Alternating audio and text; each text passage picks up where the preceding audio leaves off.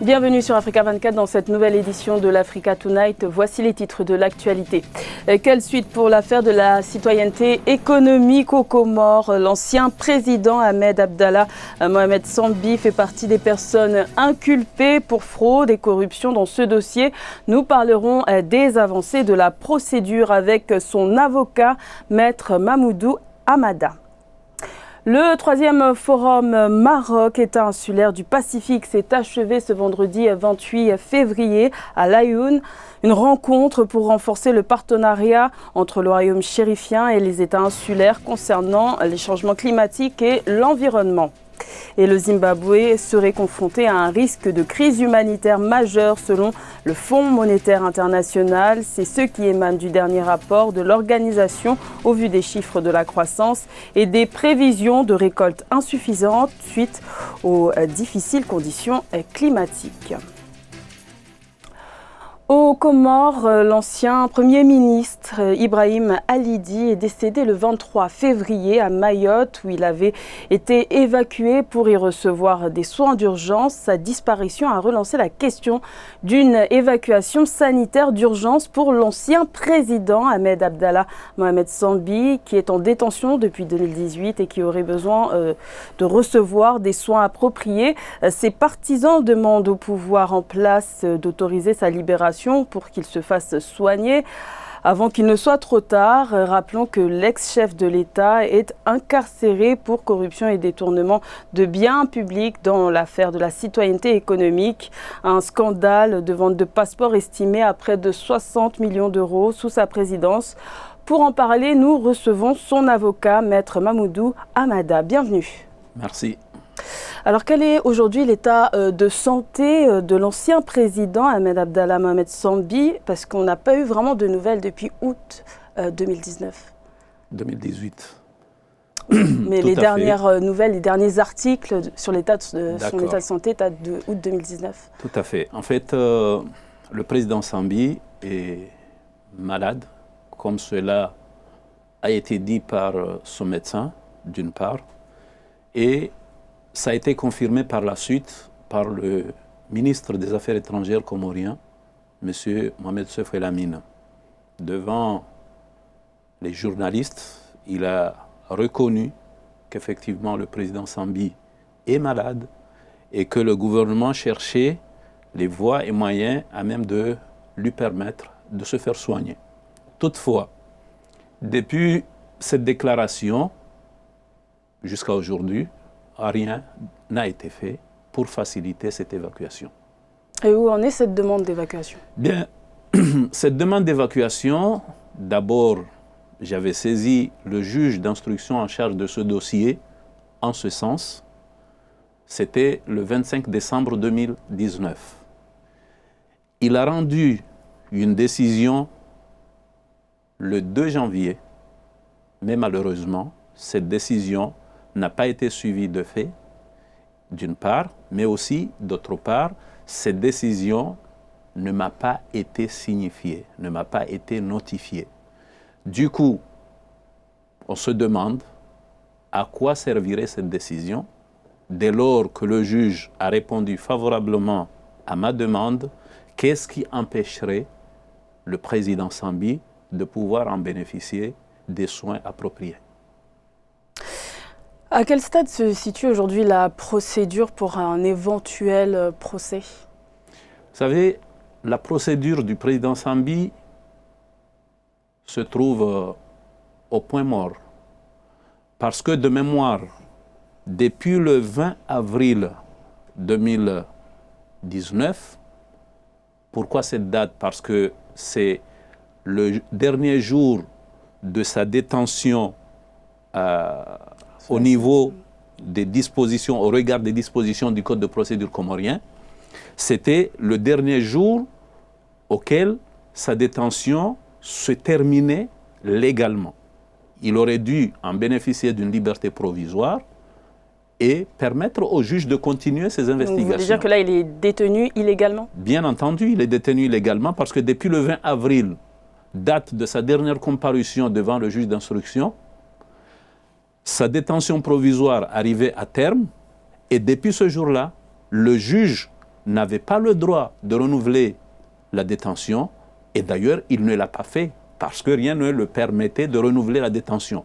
Le président Sambi se trouve en détention en dehors de toute décision prescrivant cette mesure, depuis le 20 avril 2019. Et quelles actions comptez-vous intenter à présent? Écoutez, les actions, c'est l'information, passer le message, dire qu'aux Comores, il y a des personnes, il n'y a pas que lui d'ailleurs, hein. Il y a l'ancien gouverneur d'Anjouan, le docteur Abdou Salami Abdou, qui est incarcéré, lui, depuis le 25 octobre 2018 jusqu'à aujourd'hui. Il n'est pas jugé, il n'est pas détenu légalement, mais parce que toutes ces personnalités sont surveillées, bien, on estime que c'est une manière de détenir dans l'inobservation totale des dispositions du Code de procédure pénale. Je vous remercie, monsieur Amada, d'avoir répondu à notre invitation. Je rappelle que vous êtes l'avocat de l'ancien président Ahmed Abdallah Mohamed Sambi. C'est moi qui vous remercie. Dans le reste de l'actualité, le 3e forum Maroc-État insulaire du Pacifique s'est achevé ce vendredi 28 février à Laayoune. Une rencontre qui s'est tenue sous le signe de la consolidation des liens de coopération. Le changement climatique et l'environnement étaient au cœur de ces échanges. Reportage de notre envoyé spécial Thierry Ndassa. Les travaux du 3e forum Maroc-Îles du Pacifique se sont ouverts ce 27 février dans la ville de Laayoune. Le royaume chérifien, comme en 2012 et 2015, reçoit les États insulaires du Pacifique pour des échanges concernant l'évolution du changement climatique, mais aussi de la protection de l'environnement. La convocation de cette conférence en Afrique nous invite à privilégier la lutte contre les répercussions négatives du changement climatique qui se sont encore aggravées dans les pays du Sud et les États insulaires, ces derniers étant désormais menacés dans leur existence même. Les attentes des États insulaires auprès du royaume chérifien sont claires. Une mise à disposition de l'expérience et du savoir-faire du Maroc dans des secteurs tels que l'environnement, les infrastructures, les énergies renouvelables, l'agriculture, la pêche maritime et le tourisme. Nous devons développer collectivement des solutions constructives et durables. Ces solutions sont peut-être coûteuses maintenant, mais notre génération future jouira d'une vie meilleure et pour leurs enfants. Notre solidarité sur les sujets de préoccupation mondiale urgente est la clé du succès. 3 objectifs principaux guident le 3e forum Maroc-État insulaire du Pacifique. Les perspectives d'avenir des relations entre le royaume chérifien et les îles du Pacifique, l'identification des acquis diplomatiques entre les pays concernés et la recherche d'axes de coopération qui soient concrets, novateurs et réalisables.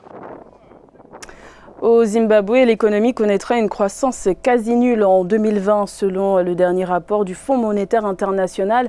L'organisation souligne également la persistance d'une grave insécurité alimentaire dans la perspective d'une nouvelle récolte insuffisante.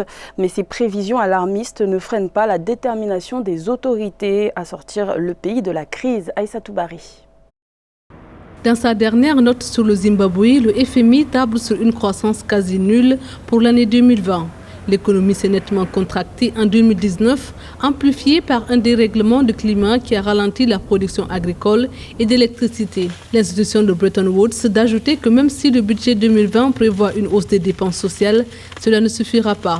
Je pense que ce n'est pas un cas désespéré. Le potentiel économique existant au Zimbabwe peut permettre à ce pays, s'il prend de bonnes mesures de réformes monétaires et de réformes économiques conséquentes, de repartir à zéro. Mais je ne crois pas du tout personnellement à un bon accompagnement du Fonds monétaire international parce que c'est le gendarme des pays qui se venge justement de ces mesures de nationalisation de l'économie zimbabwéenne. La devise zimbabwéenne introduite il y a 6 mois a perdu sa valeur, l'inflation est élevée et les réserves de devises étrangères au plus bas.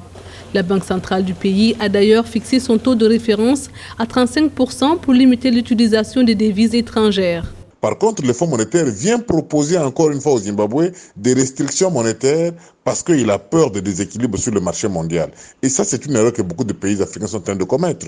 Il faut repenser la monnaie nationale et lui donner un rôle au sein de l'économie nationale qui est essentiellement celui de relancer le marché intérieur au détriment, dans un premier temps, du marché international. Malgré un tableau peu reluisant, les autorités sont optimistes. Le ministère des Finances a annoncé pour septembre 2020 le lancement de la première phase du plan quinquennal de développement du pays. La stratégie ambitionne d'atteindre un produit intérieur brut nominal de 65 milliards de dollars en 2030 contre 20,703 milliards de dollars en 2019. Le Cameroun ambitionne de dynamiser son commerce intérieur de bois. Pour ce faire, un projet de promotion, de formalisation de l'exploitation artisanale du bois d'œuvre en Afrique centrale a été lancé le 25 février.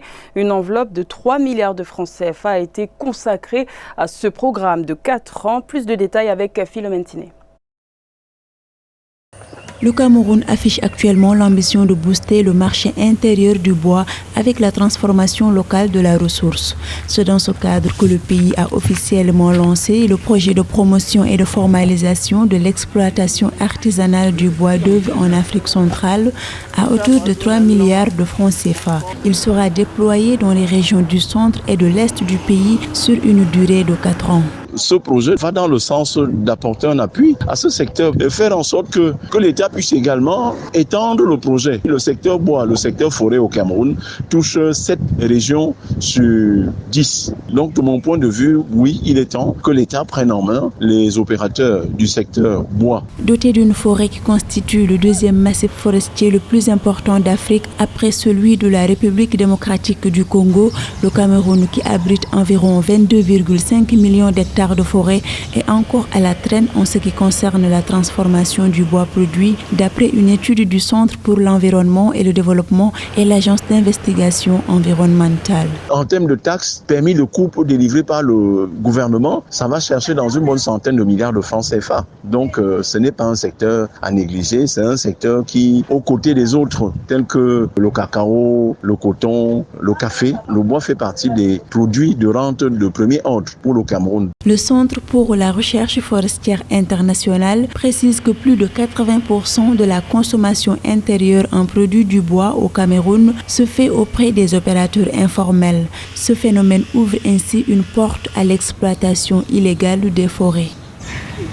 Coup de projecteur à présent sur la réalisatrice congolaise Divana Kate Radiamik. Son premier long métrage Attente a été présenté en avant-première ce jeudi 27 février à Brazzaville. Un film de 2 heures autour d'un fait de société majeur, le mariage. La présentation de cette énième production cinématographique relance la problématique de la quête de moyens. Reportage de notre correspondant au Congo, Deva Panzou. Divana Kate Radiamik a présenté son premier long-métrage ce jeudi 27 février 2020 devant le public de Brazzaville. Attente relate la patience de Sandra qui a attendu l'amour pendant 3 ans malgré les persécutions de ses parents qui vont l'obliger à épouser des hommes qu'elle n'a jamais aimés. Son départ forcé de la maison de ses parents va la conduire dans un quartier où elle connaîtra la violence et la calomnie. Je suis très stupéfaite, voilà, et je suis contente parce que les femmes commencent à beaucoup bosser et je suis très fière de Divana parce que pour moi c'est quelque chose de grandiose. J'ai beaucoup aimé le film et surtout le jeu d'acteurs, c'est vraiment impressionnant et ces acteurs ont su bien incarner leur rôle et ça c'est vraiment bouleversant, c'est touchant et c'est très bien. Sandra ne retrouvera plus jamais le chemin de l'amour. Attente est un long métrage osé qui dure près de 2 heures de temps. Il représente un succès dans un secteur au sein duquel les cinéastes ne cessent de déplorer l'absence d'accompagnement des pouvoirs publics. On a des attentes, mais il y a des attentes qui nous dépassent. Et on n'est pas obligé de s'y accrocher.